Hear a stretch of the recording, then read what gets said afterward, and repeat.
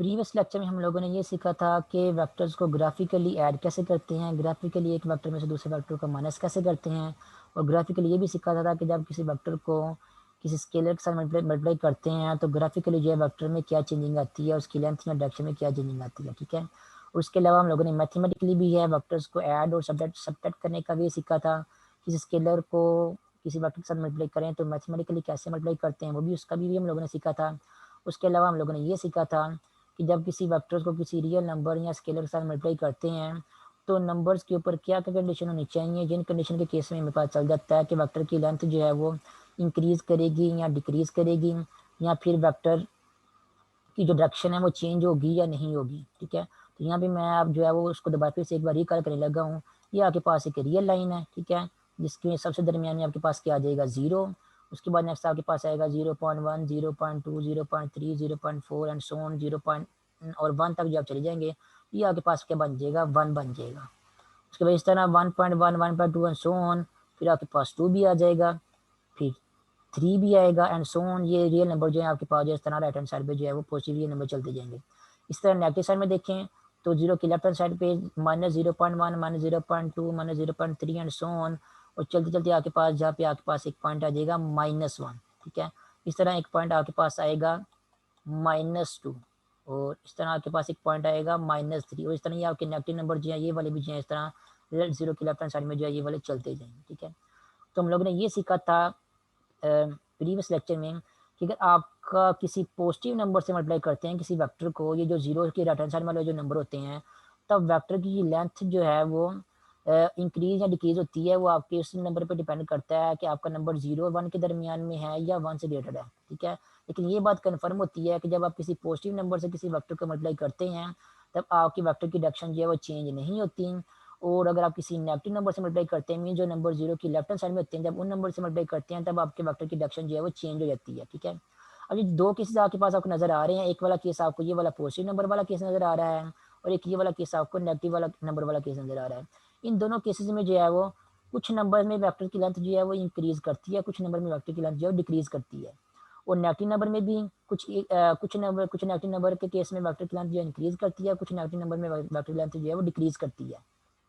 लेकिन ओवरऑल अगर आपके पास पॉजिटिव नंबर है जिन नंबर से आप लोगों ने मल्टीप्लाई किया तो वेक्टर की डायरेक्शन जो है चेंज नहीं होगी, और अगर आप लोगों ने किसी नेगेटिव नंबर से मल्टीप्लाई किया तो वेक्टर की डायरेक्शन जो है वो चेंज हो जाएगी। ये तो क्लियर है, लेकिन इन जो दो अलग अलग आपको मैंने पॉजिटिव और नेगेटिव नंबर जो नंबर को अलग अलग सेपरेट करके यहाँ पे दिखाया हुआ है, तो पॉजिटिव नंबर में से कुछ नंबर ऐसे होते हैं जिनके साथ अगर आप मल्टीप्लाई करें तो वहाँ लेंथ जो है वेक्टर की इंक्रीज करती है, और कुछ पॉजिटिव नंबर ऐसे होते हैं जिनके साथ अगर आप मल्टीप्लाई करें तो वेक्टर की लेंथ जो है डिक्रीज कर जाती है। इसी तरह कुछ नेगेटिव नंबर ऐसे होते हैं जिनके साथ अगर आप मल्टीप्लाई करें तो वेक्टर की लेंथ जो है वो इंक्रीज करती है, और कुछ नेगेटिव नंबर ऐसे होते हैं जिनके साथ मल्टीप्लाई करें तो वेक्टर की लेंथ जो है वो डिक्रीज कर जाती है। अब कौन कौन से नंबर है वो उसको दोबारा फिर से एक बार रिकॉल कर लेते हैं। अगर आपका नंबर जो है जिस पॉजिटिव नंबर जिसके साथ आप लोगों ने मल्टीप्लाई किया, अगर वो आपका नंबर जो है इस रेंज में आ रहा है -1 से बड़ा नंबर आ रहा है, यानी कि 1, 2, 3, 4 एंड सो ऑन, अगर आपका नंबर इस रेंज में आ रहा है तब आपकी वेक्टर की लेंथ जो है वो इंक्रीज करेगी। और अगर आपका वो पॉजिटिव नंबर जिस नंबर से आप लोगों ने मल्टीप्लाई किया है वो जीरो और 1 के दरमियान में है, यहाँ पे है, तो उस केस में आपके वेक्टर की लेंथ जो है वो क्या कर जाएगी, वो डिक्रीज कर जाएगी। ठीक है तो कि देख लें दोनों पॉजिटिव नंबर ही हैं, 0 से लेकर 1 तक जो नंबर होते हैं वो भी पॉजिटिव नंबर होते हैं, और 1 से बड़े जो नंबर होते हैं वो भी आपके पास क्या होते हैं, पॉजिटिव नंबर ही होते हैं। लेकिन अगर आपके नंबर जो हैं वो 0 और 1 के दरमियान में है तो उस केस में वेक्टर की लेंथ जो है वो डिक्रीज करेगी। अगर आपके नंबर जो है वो 1 से बड़े हैं तो उस केस में आपके वेक्टर की लेंथ जो है वो इंक्रीज करेगी। नेगेटिव नंबर में भी ऐसा ही है। अगर आपका नेगेटिव नंबर जो है -1 से ऑनवर्ड -2, -3, -4 और माइनस इन्फिनिटी की तरफ जो है वो नंबर जा रहा है, या इनमें से अगर आप कोई नेगेटिव नंबर लेते हैं और उसको किसी वेक्टर के साथ मल्टीप्लाई करते हैं तब उस केस में वेक्टर की लेंथ जो है वो इंक्रीज कर जाएगी। अगर आपका नेगेटिव नंबर जो है -1 और 0 के दरमियान में है तो इस केस में आपकी वेक्टर की लेंथ जो है वो डिक्रीज कर जाएगी। ठीक है, तो पॉजिटिव नंबर से चाहे वो पॉजिटिव नंबर 0, 1 के दरमियान में हो या 1 से बड़ा हो, वेक्टर की जो डायरेक्शन है वो चेंज नहीं होती। और नेगेटिव नंबर से अगर चाहे वो आपका नेगेटिव नंबर जो है वो -1 और 0 के दरमियान में हो या -1 से आगे वाला नंबर हो, -2, -3, उस केस में जो है वो वेक्टर की डायरेक्शन जो है वो रिवर्स हो जाती है। लेकिन यहाँ पे कुछ जो है वो कंडीशंस हैं। अगर आपका नंबर जो है 0 और 1 के दरमियान में है तो वेक्टर की लेंथ जो है वो डिक्रीज करेगी। अगर आपका नंबर जो है 1 से ग्रेटर है तो आपके वेक्टर की लेंथ जो है इंक्रीज करेगी। इसी तरह अगर आपका नंबर जो है वो -1 और 0 के दरमियान में है तब आपके वेक्टर की लेंथ जो है डिक्रीज़ कर जाएगी। अगर आपका नंबर जो है वो -1 से ऑनवर्ड -इन्फिनिटी और -1 के दरमियान में है तब आपके वेक्टर की लेंथ जो है वो इंक्रीज़ कर देगी। तो ये वाला फ़र्क आप लोगों ने जो है वो याद रखना है इसको अच्छे तरीके से।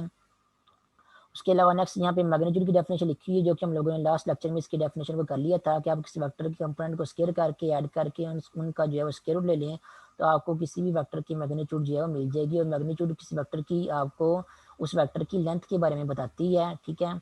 और वो हमेशा आपके पास एक नॉन नेगेटिव क्वांटिटी ही होती है किसी वेक्टर की मैग्नीट्यूड। उसके बाद नेक्स्ट डेफिनेशन है आपके पास नल वेक्टर या जीरो वेक्टर। नल वेक्टर या जीरो वेक्टर कौन सा होता है? ऐसा वेक्टर जिसकी मैग्नीट्यूड जो है वो जीरो हो, उस वेक्टर को हम जो है वो नल वेक्टर या जीरो वेक्टर कहते हैं, ठीक है। अगर आप किसी वेक्टर की मैग्नीट्यूड को चेक करना चाहेंगे कि उसकी मैग्नीट्यूड जीरो कब आती है, तो मैग्नीट्यूड जो है तभी पॉसिबल होती है जीरो किसी वेक्टर की जब उसके सारे के सारे कंपोनेंट जो हैं वो जीरो होते हैं, ठीक है। तो आपको यानी कि आपको इस वेक्टर के अलावा जीरो आई प्लस जीरो जे प्लस जीरो के इस वेक्टर के अलावा कोई और वेक्टर कभी भी ऐसा नहीं मिलेगा जिसकी मैग्नीट्यूड जो है वो जीरो हो, ठीक है।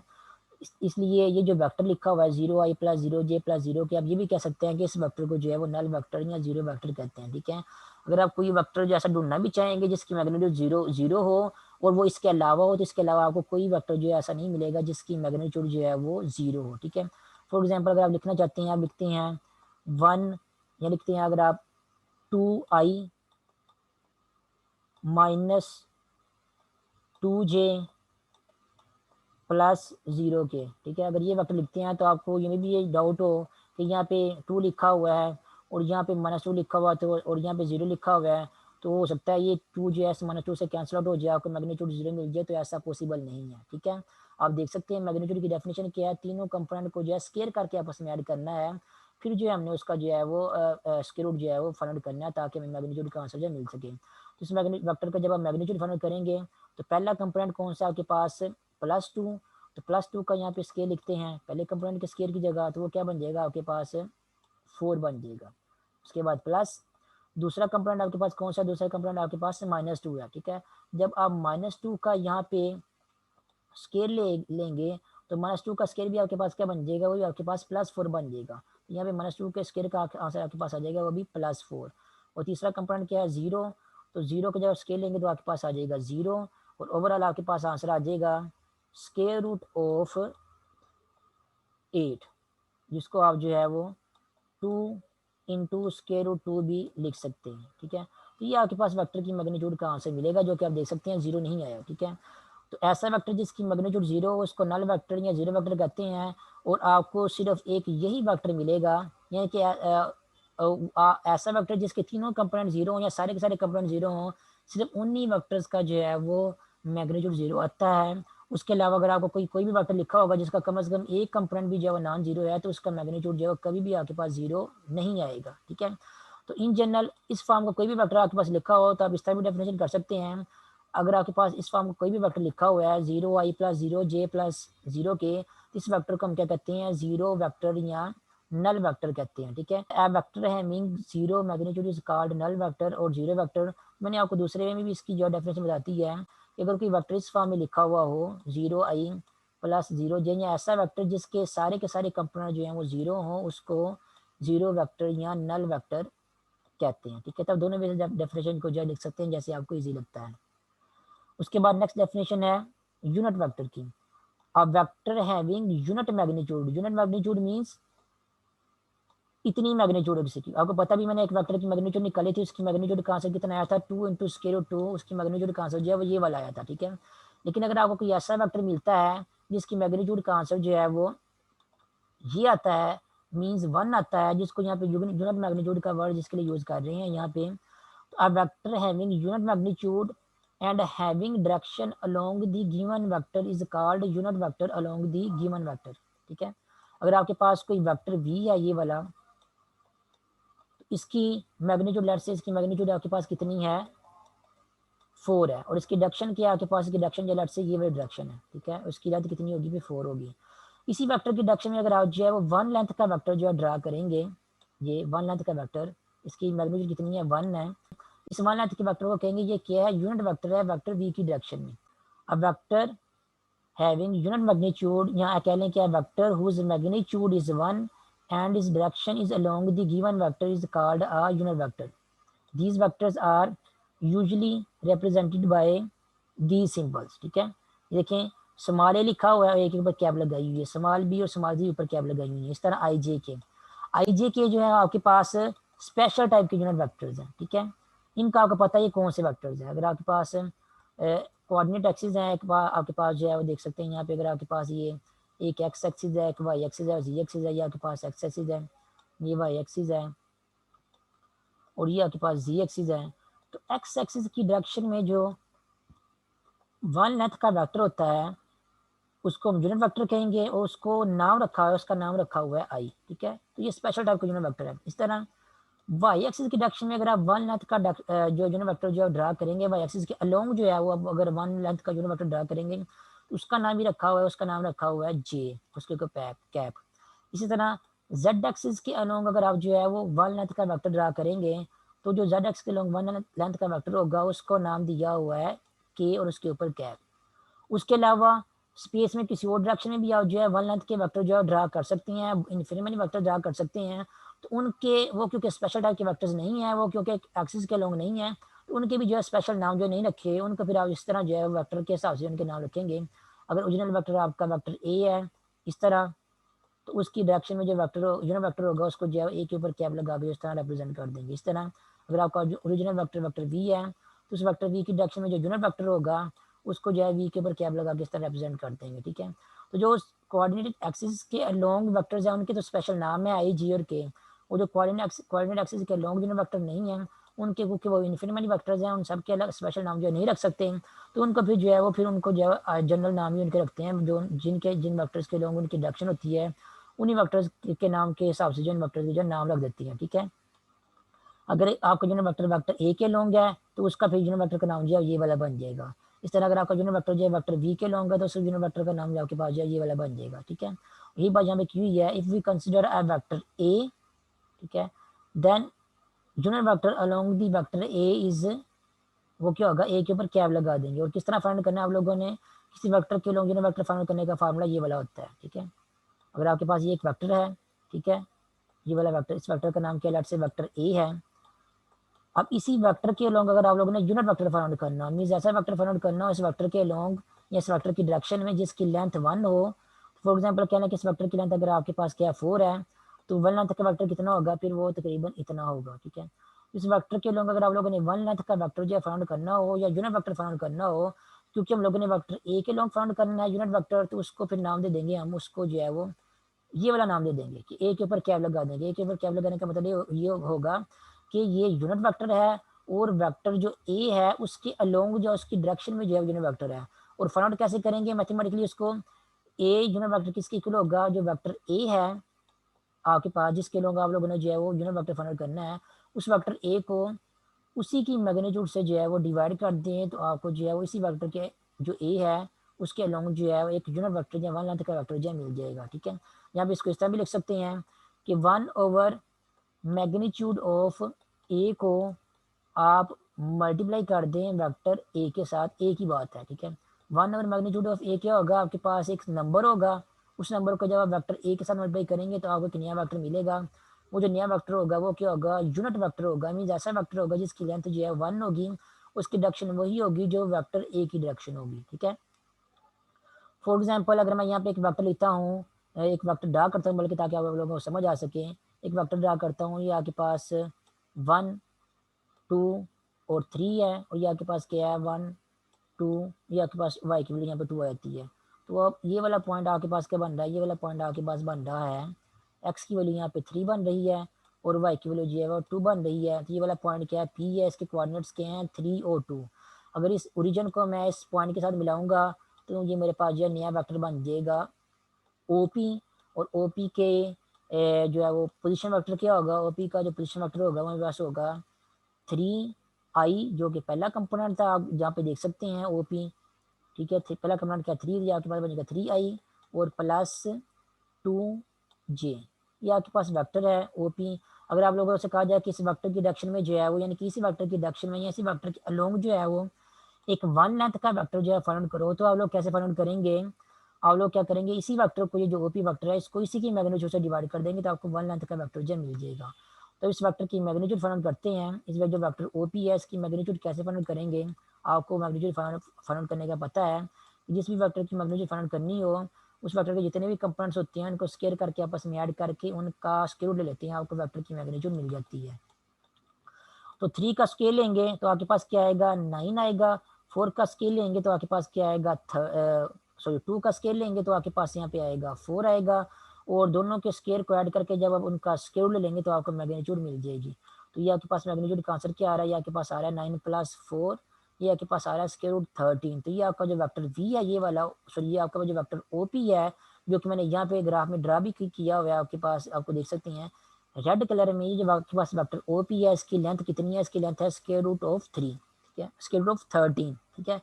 अब आप लोगों ने इसी वेक्टर की लेंथ डायरेक्शन में, अगर आप लोगों ने यूनिट वेक्टर या वन लेंथ का वेक्टर फाइंड करना, याद रखें ये ओपी जो वेक्टर है ये यूनिट वेक्टर नहीं है, क्योंकि इसकी मैग्नीट्यूड जो है 1 नहीं आ रही, ठीक है।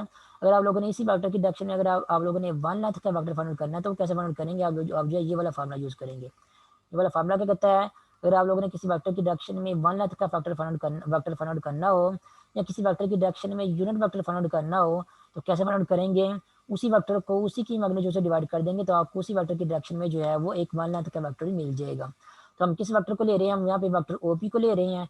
तो अगर हम यहाँ पे जो वेक्टर हमारे पास ओपी लिखा हुआ है, अगर हम इसी वेक्टर ओपी को, अगर इसी की मैग्नीट्यूड जो कि स्क्वायर रूट 13 है उससे डिवाइड कर दें, तो हमें यूनिट वेक्टर जो मिल जाएगा। चेक करके देख लेते हैं कि हमें बाकी यूनिट वेक्टर मिलता है नहीं मिलता। अब ये जो वेक्टर ओपी है, मैं इस वेक्टर ओपी को जो है इसी की मैग्नीट्यूड से डिवाइड करूंगा, ताकि मुझे वेक्टर ओपी की डायरेक्शन में जो है वो यूनिट वेक्टर मिल जाए। और इसकी नोटेशन कैसे करनी है आप लोगों ने, इसकी नोटेशन जो आप लोगों ने इस तरह रिप्रेजेंट करनी है कि ओपी के ऊपर कैप लगा देंगे। इसका मतलब ये होगा कि ये जो वेक्टर ओपी है, उसी की डायरेक्शन में हम जो है वो यूनिट वेक्टर जो है फाइंड आउट करने लगे हैं। तो वेक्टर ओपी को इसी की मैग्नीट्यूड से जो है वो हम डिवाइड कर देंगे। तो ये हमने क्या कर दिया है, फार्मूला लिख दिया है यूनिट वेक्टर का, वेक्टर ओपी को इसकी मैग्नीट्यूड से डिवाइड कर दिया है। Means 1 over magnitude of OP को इस वेक्टर के साथ हम लोगों ने क्या करना है, मल्टीप्लाई करना है, ठीक है। तो 1 ओवर ओपी का आंसर क्या आ जाएगा आपके पास, 1 ओवर स्क्वायर रूट ऑफ 13।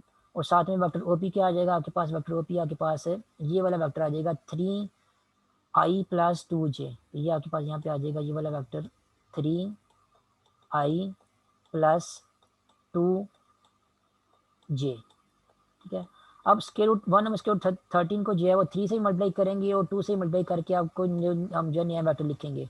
तो नया वेक्टर आपके पास बन जाएगा 3 over square root of 13i + 2 over square root of 13j। ये आपको नया वेक्टर मिल गया है, ठीक है। ये नया वेक्टर क्या है, किसका आंसर है, ये इसका आंसर है। ये क्या है, यूनिट वेक्टर है अलोंग दी वेक्टर ओपी। तो इस वेक्टर को जब आप ड्रा करेंगे स्पेस में, पॉइंट्स निकालने के बाद जब इस पॉइंट को वेक्टर को स्पेस में ड्रा करेंगे, तो आपको जो वेक्टर मिलेगा उसकी डायरेक्शन जो है वो इसी वेक्टर ओपी की डायरेक्शन में ही मिलेगी। और उस वेक्टर, ये जो नया वेक्टर मिला है, इसकी मैग्नीट्यूड जो है वो भी 1 ही होगी, ठीक है।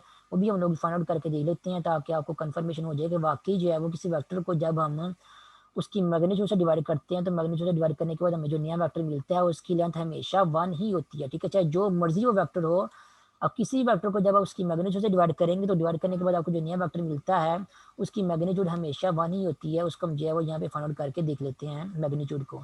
अब इस वेक्टर जो नया वेक्टर मिला है, हमें ये तो कन्फर्म है इसकी मैग्नीट्यूड जो है हमेशा 1 ही होगी, लेकिन यहाँ पे हम जो है एग्जाम्पल के थ्रू जो है इसको चेक करने लगे हैं।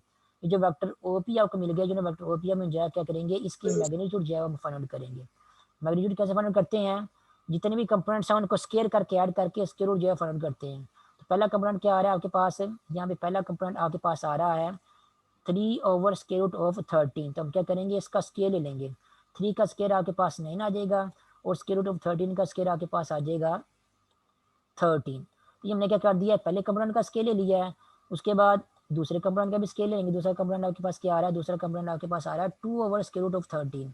जब हम इसका स्केल लेंगे तो इसका स्केल आपके पास आएगा 4 ओवर 13, ठीक है। 13 का स्केल रूट, जब उसका स्केल लेंगे तो आपके पास सिंपली आंसर जो है वो 13 आ जाएगा। अब हम लोगों ने जो मैग्नीट्यूड का फार्मूला उसको अगर फॉलो करेंगे, तो हमने क्या करना है, इनको ऐड करने के बाद, इनके स्केल ऐड करने के बाद इनका स्केयर रूट भी लेना है, ठीक है। तो स्केयर रूट भी ले लिया अब हम लोगों ने। ये आपको क्या मिल जाएगा, ये जो वेक्टर ओपी है इसकी मैग्नीट्यूड का आंसर जो है आप लोगों को मिल जाएगा। इसको आप सिंप्लीफाई करते हैं तो क्योंकि स्क्वायर रूट के अंदर एलसीएम आ रहा है तो हमें क्या करना होगा, एलसीएम लेना पड़ेगा। तो एलसीएम लेते हैं, एलसीएम आपके पास 13 ही आ रहा है, तो एलसीएम आपके पास आ जाएगा 13। और क्योंकि दोनों के ही फ्रैक्शन के डिनोमिनेटर सेम ही है जो कि एलसीएम ही है, इसलिए जो न्यूमरेटर है वो एज इट इज़ जो है वो क्या हो जाएंगे, ऐड हो जाएंगे। तो 9 + 4 डिवाइडेड बाई 13 और होल का क्या है, स्क्वायर रूट है, तो ये आपके पास क्या बन जाएगा, ये बन जाएगा square root of 13 divided by 13। Cancellation होगी, ये आपके पास बन जाएगा, ये आपके पास बन जाएगा स्क्वायर रूट ऑफ 1। और आपको पता है 1 का स्क्वायर रूट क्या होता है, वो 1 ही होता है। तो आपको देखो मैग्नीट्यूड कहाँ से मिल गया है, जो कि वेक्टर की लेंथ होती है। ये जो वेक्टर ओपी था उसकी मैग्नीट्यूड आपको मिल गई है, उसकी मैग्नीट्यूड कितनी आ रही है, 1 ही आ रही है। तो इसी तरह आप कोई भी वेक्टर लेंगे, उस वेक्टर को चाहे उसकी मैग्नीट्यूड 1 हो या ना हो, उस वेक्टर को जब आप उसकी मैग्नीट्यूड से डिवाइड कर देंगे, तो डिवाइड करने के बाद जब आपको नया वेक्टर मिलेगा ये वाला, उस नए वेक्टर की लेंथ जो है हमेशा 1 होती है। ये वाला आपके पास जनरल केस होता है, ठीक है। इसलिए हम ये वाला फार्मूला हमेशा यूज़ करेंगे जब भी हमें यूनिट वेक्टर फाइंड आउट करने के लिए कहा गया होगा किसी वेक्टर की डायरेक्शन में, ठीक है। या फिर किसी वेक्टर की डायरेक्शन में 1 लेंथ का वेक्टर जो है फाइंड आउट करने के लिए कहा गया होगा, तब हम जो है वो ये वाला फार्मूला जो यूज़ करेंगे कि जिस भी वेक्टर की डायरेक्शन में हमें 1 लेंथ का वेक्टर या यूनिट वेक्टर फाइंड आउट करने के लिए कहा गया है, हम उस वेक्टर को जो है वो उसी की मैग्नीट्यूड से डिवाइड कर देंगे। तो जब रिजल्ट में हमें कोई जो नया वेक्टर मिलेगा, वो वेक्टर क्या होगा, वो वेक्टर ओरिजिनल वेक्टर होगा, उसकी डायरेक्शन भी वही होगी जो ओरिजिनल वेक्टर ए की डायरेक्शन होगी। उसके बाद नेक्स्ट है टॉपिक है डायरेक्शन कोसाइन का। डायरेक्शन कोसाइन क्या होते हैं, ठीक है। आपको याद हो कि स्पेस में जब भी आप कोई वेक्टर ड्रा करते हैं, आप पहले भी ड्रा करके देखा हुआ है, यहाँ पे इस तरह ये आपके पास ये एक्स वाई जी तीन को जो है वो स्पेस आपके पास बन जाएगी, ये वाली। ये आपके पास एक्स एक्सिस है, ये आपके पास वाई एक्सिस है, ये आपके पास जी एक्सिस है। और जब आप स्पेस में कोई एक वेक्टर ड्रा करेंगे, फॉर एग्जाम्पल लेट्स से आप जो है वो ये वाला वेक्टर जो है ड्रा करते हैं स्पेस में, तो ये वाला वेक्टर जो है ये एक्स एक्सिस के साथ भी कोई ना कोई एंगल बनाएगा, ठीक है। लेट्स से ये एंगल क्या बना रहा है, अल्फा बना रहा है। ये वाला वेक्टर जो है वाई एक्सिस के साथ भी कोई ना कोई एंगल बनाएगा, ठीक है। लेट्स से एंगल जो है बीटा बना रहा है। और यही वेक्टर जो है वो ये जी एक्सिस के साथ भी जो है कोई ना कोई एंगल जो है लाजिम बनाएगा। लेट्स से वो एंगल क्या बन रहा है, वो एंगल गैमा बन रहा है, ठीक है। जब भी आप स्पेस में कोई वेक्टर ड्रा करते हैं ओरिजिन से स्टार्ट करके, तो वेक्टर जो है कोई ना कोई एंगल जो है एक्स एक्सिस के साथ भी बना सकता है, कोई ना कोई एंगल वाई एक्सिस के साथ भी बनाता है, कोई ना कोई एंगल जो है जी एक्सिस के साथ भी बनाता है।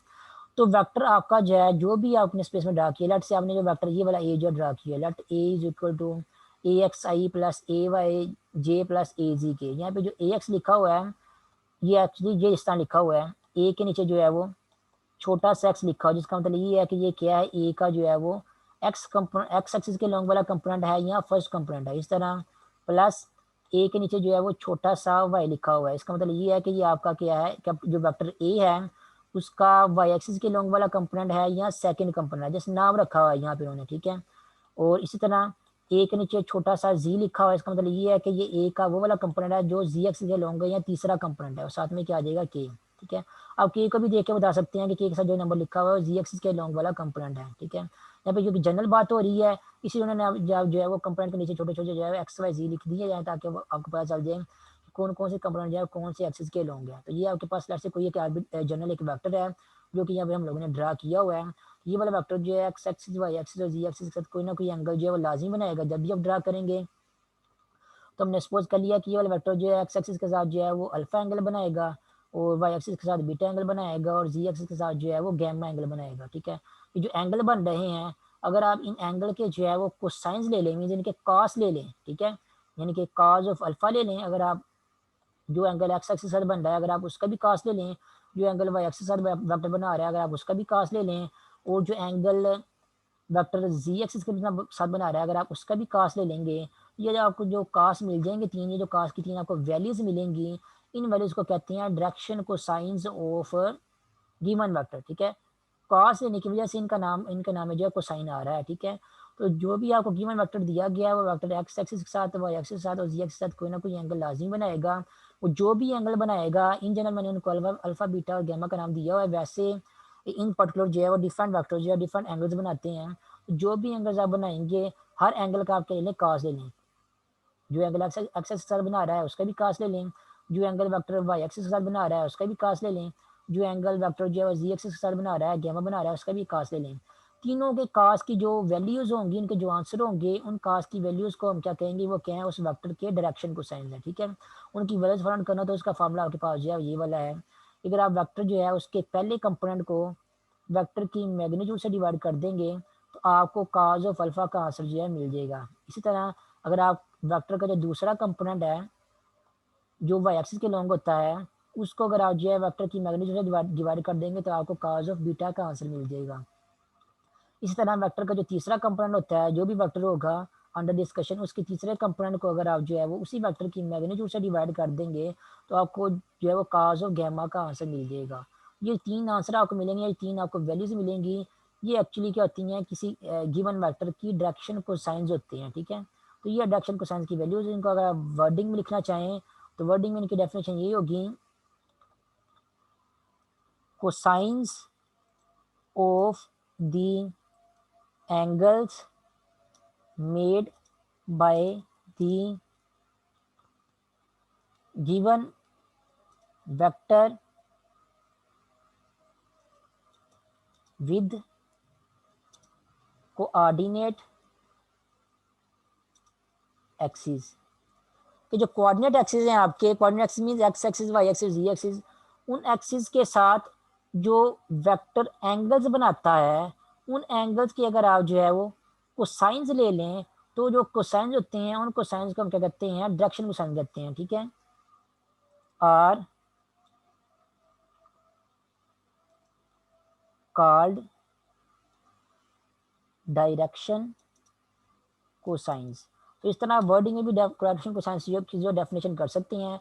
यहाँ पे जो डेफिनेशन लिखी हुई है यहाँ पे जो है वो मैथमेटिकल डेफिनेशन लिखी हुई है डायरेक्शन कोसाइंस की, कि जो देखिए अगर आप if a vector A makes angles alpha beta and gamma with x axis y axis and z axis then direction cosines are defined as, कैसे डिफाइन है कि जो angle x axis y axis z axis बन रहे हैं उन तीनों के जो है वो कास ले लें तो आपके ये क्या बन जाएंगे, आपके डायरेक्शन कोसाइन बन जाएंगे। ये तो आपके पास मैथमेटिकल डेफिनेशन लिखी हुई है और यहाँ पे जो मैंने आपको वर्डिंग में भी डेफिनेशन लिख के बता दी है, cosines of the angles made by the given vector with the coordinate axis are called direction cosines. कि जो गिवन वेक्टर ने डायरेक्शन कोसाइन के साथ जो एंगल्स बनाए हुए हैं उनके अगर आप जो है वो कोसाइंस ले लेंगे तो यानी कि कास ले लेंगे तो कास लेने के बाद आपको जो आंसर मिलेगा उनको गिवन वेक्टर के डायरेक्शन कोसाइंस कहते हैं, ठीक है। तो ये डायरेक्शन कोसाइन की डेफिनेशन। उसके बाद नेक्स्ट यहाँ पे लिखा हुआ है वेक्टर एडिशन का प्रोसीजर, के दो वेक्टर्स को ऐड कैसे करते हैं। तो ऐड करने का वे ग्राफिकली मैथमेटिकली मैंने आपको आज के लेक्चर में प्रीवियस लेक्चर में जो है वो सिखा दिया हुआ है। प्रोसेस क्या है, उस प्रोसेस को हम हेड टू टेल रूल कहते हैं। The process in which two or more vectors can be added in the form to form a single vector is called vector addition, ठीक है। तो वो वाला प्रोसेस जिस प्रोसेस में आप क्या करते हैं, दो वेक्टर्स को आपस में ऐड करते हैं या दो से ज़्यादा वेक्टर्स को आपस में ऐड करते हैं और रिजल्ट में आपको कोई ना कोई एक वेक्टर मिलता है, उस प्रोसेस को वेक्टर एडिशन कहते हैं। और वेक्टर एडिशन होती कैसे है, फॉर वेक्टर एडिशन वो यूज़ ग्राफिकल मेथड और उस ग्राफिकल मेथड को हम कहते हैं हेड टू टेल रूल। ये हेड टू टेल रूल मैंने आप लोगों को सिखाया हुआ है, ठीक है। कि अगर आप लोगों ने दो वेक्टर्स को ऐड करना है, फॉर एग्जाम्पल वेक्टर V1 में अगर आप लोगों ने वेक्टर V2 को जो है ऐड करना है तो सबसे पहले आप क्या करें, पहले वेक्टर V1 ड्रा करें। ये ग्राफिकल बता रहा हूँ मैं आप लोगों को, पहले आप लोग वेक्टर V1 ड्रा करें। उसके बाद वेक्टर जो V2 आपको जैसा भी दिया गया हुआ है, जिस भी डायरेक्शन में दिया गया है, चाहे ऊपर की डायरेक्शन में दिया गया है चाहे इस तरह नीचे की डायरेक्शन में दिया गया है, वेक्टर V2 आपको जिस तरह दिया गया है उसको आप क्या करें, पहले वेक्टर का जो हेड है उसकी उससे जो है ना दूसरे वेक्टर की टेल जो है स्टार्ट करके उसको उसी डायरेक्शन में जो है स्टार्ट इस तरह ड्रा कर दें, ठीक है। ये देखो मैंने तकरीबन जो ऐसी वेक्टर की तरह जो है वेक्टर V2 जो ड्रा कर दिया है जहाँ पे। फिर आप लोगों ने क्या करना है, पहले वेक्टर की जो टेल है उसको दूसरे वेक्टर के हेड के साथ जो है वो मिला देना है। तो आपको जो है वो दोनों वेक्टर के सम का आंसर जो है एक नया वेक्टर मिल जाएगा, एक ही वेक्टर मिलेगा जो कि मैंने यहाँ पे रेड वेक्टर जो ड्रा किया हुआ है। तो ये बात उन्होंने यहाँ पे की हुई है। A process in which two or more vectors can be added to form a single vector. देखिए ऐड करने के बाद आपको सिंगल वेक्टर एक मिलेगा, ठीक है। और ऐड कैसे किया है, ऐड हम लोगों ने जो है वो हेड टू टेल रूल जो है वो उसको फॉलो करते ऐड किए, जो मैंने आपको अभी वे सिखाया ऐड करने का, कि सबसे पहले पहला वेक्टर ड्रा करें, उसके बाद पहले वेक्टर जहाँ पर खत्म हो जाता है उसी वेक्टर से उसी जगह से जो है दूसरा वेक्टर जो है वो बिल्कुल उसी डायरेक्शन में जो है वो ड्रा करें, ठीक है। उसके बाद जितने भी वेक्टर आप लोगों ने ऐड करने हैं सबको इस तरह ड्रा करते जाएं, जो लास्ट वेक्टर आप ड्रा करते हैं उसके हेड से। और ड्रा करने के बाद पहले वेक्टर की जो टेल है उसको दूसरे वेक्टर के जो एंड वाले वेक्टर के हेड के साथ जो हम ला दें तो आपको जो है एंड में जो नया लास्ट में जो सिंगल वेक्टर मिलेगा वो क्या होगा, ओवरऑल सारे वेक्टर्स की एडिशन होगी। उस एडिशन के ग्राफिकल वे को हम जो है हेड टू टेल रूल कहते हैं, ठीक है। ये जो अभी मैंने आपको क्राइटेरिया सिखाया हुआ है ना कि सबसे पहले आप पहला वेक्टर ड्रा करें, फिर उसके बाद दूसरा वेक्टर ड्रा कर लें, फिर उसके बाद तीसरा वेक्टर ड्रा कर लें। जितने भी वेक्टर आप लोगों ने ऐड करने हैं, उनको इस तरह जो है वो बारी-बारी जो है वो लास्ट वाले वेक्टर के हेड से स्टार्ट करते हुए ड्रा करते जाएँ। तो ड्रा करने के बाद जब सारे वेक्टर्स ड्रा कर देंगे, तो ड्रा करने के बाद जो है पहले वेक्टर की टेल को एंड वाले वेक्टर के जो है हेड के साथ मिला दें।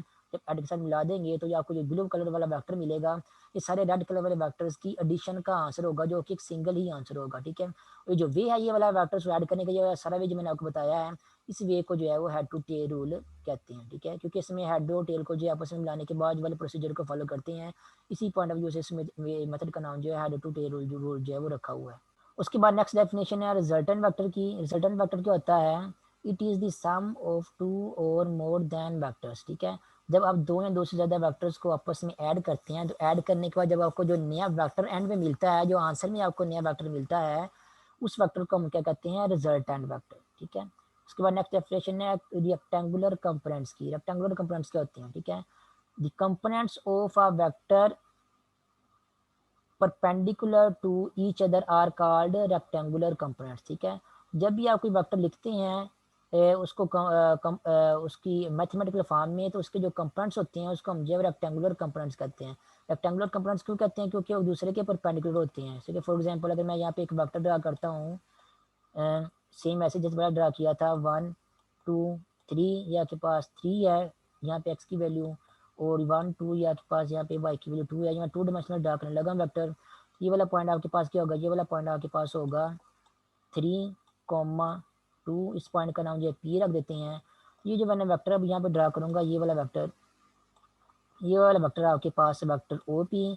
इसका पोजीशन वेक्टर यहाँ जब इसको हम मैथमेटिकल फॉर्म में लिखेंगे, तो वो क्या बनेगी आपके पास? वो आपके पास बनेगी 3i प्लस 2j, ठीक है?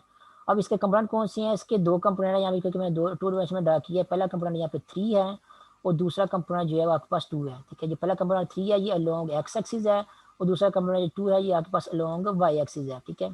तो अलोंग एक्स एक्सिस जो पहला कंपोनेंट आपके पास 3 है वो कौन सा है? वो ये वाला है, ठीक है? अलोंग एक्स एक्सिस कितना डिस्टेंस है? 3 है, ये आपके पास पहला कंपोनेंट है। और जो दूसरा कंपोनेंट है इस वेक्टर का वो अलोंग वाई एक्सिस है, ये वो क्या 2 है, तो ये आपके पास क्या दूसरा कंपोनेंट है। दोनों कंपोनेंट को देख सकते हैं आपके पास, दोनों कंपोनेंट के दरमियान कितना एंगल आ रहा है? 90 का एंगल आ रहा है। ये दोनों जितने भी किसी वेक्टर के कंपोनेंट होते हैं, जिनको हम रेक्टेंगुलर कंपोनेंट्स कहते हैं, उनको अगर आप कंपोनेंट वाइज ड्रा करें तो एक दूसरे के परपेंडिकुलर बनते हैं, ठीक है? और इन दोनों कंपोनेंट्स को जब आप आपस में एड अप करते हैं, जैसे कि 3 यहाँ तक आपके पास वेक्टर की लेंथ 3 बन रही है, इसके साथ आई लगा देंगे तो ये वाला वेक्टर आपके पास 3i बन जाएगा। उसी तरह यहाँ तक आपके पास वेक्टर की लेंथ जो है वो 2 बन रही है, 1 और 2, और 2 के साथ जब हम j लगा देंगे तो आपके पास वेक्टर जो है वो ये 2j बन जाएगा। और 3i और 2j को जब हम आपस में ऐड करेंगे, ये आपके पास 3i है और ये आपके पास 2j है। इनको जब हम आपस में ऐड करेंगे तो ऐड करने के बाद हमें जो नया वेक्टर जो है OP मिल जाएगा। ऐड कैसे करने मैंने आपको बताया हुआ है कि एक वेक्टर आपके पास ये 3i है, दूसरा वेक्टर आपके पास 3j है। 3j को ऐड कैसे करेंगे? इसको वैसे ही यहाँ से उठा के दूसरे वेक्टर के एंड पे जो है वो ड्रा कर देंगे इस तरह। ये आपके पास क्या है? 2j है। तो 3i और 2j को जब आप आपस में ऐड करेंगे तो ऐड कैसे करेंगे? पहले वेक्टर वाला की जो टेल है उसको जो एंड वाला वेक्टर है उसके ऐड के साथ मिला देंगे तो आपको ये वाला वेक्टर मिल जाएगा। और ये वाला वेक्टर आपके पास क्या बन जाएगा? ये वाला वेक्टर आपके पास बन जाएगा 3i प्लस 2j। इन दो वेक्टर्स का के सम का आंसर होगा। और आप देख सकते हैं हमने स्टार्ट में भी इसको जो है वो 3i प्लस 2j लिखा हुआ है। इस पॉइंट को जो है मायने में रखते हुए, इस पॉइंट के जितने भी कंपोनेंट जो भी कंपोनेंट्स हैं उनको मायने में रखते हुए इसका नाम जो है 3a प्लस 2j वो भी वही लिखा हुआ है जो हमने इनके कंपोनेंट्स को ऐड करने के बाद जो है वेक्टर बनाया है। तो सेम ये वाले बन रहे हैं। इसलिए हम कहते हैं कि जब अगर आप भी किसी पॉइंट का पोजीशन वेक्टर लिखना हो आप लोगों ने स्पेस में, तो उस पॉइंट के जो भी कंपोनेंट्स होंगे, लेट्स उस पॉइंट के अगर कंपोनेंट आपके पास -2 और 3 है, तो आपके पास जो उस पॉइंट पी की का जो पोजीशन वेक्टर होगा वो आपके पास होगा -2i प्लस 3j, ठीक है? तो ये आपके पास उस पॉइंट का पोजीशन वेक्टर बनेगा जो कि एक्चुअली J1 के कंपोनेंट्स को जो है ऐड करने के बाद जो है वेक्टर की फॉर्म में ऐड करने के बाद जो है बनता है। ये थी डेफिनेशन आपके पास रेक्टेंगुलर कंपोनेंट्स की। उसके बाद नेक्स्ट डेफिनेशन है कोलिनियर वेक्टर्स की, फ्री वेक्टर्स की, लोकलाइज वेक्टर्स की। जो मजीद डेफिनेशन है ये हम फिर जो है वो नेक्स्ट मीटिंग में करेंगे। अभी की मीटिंग के लिए इतना ही काफ़ी है।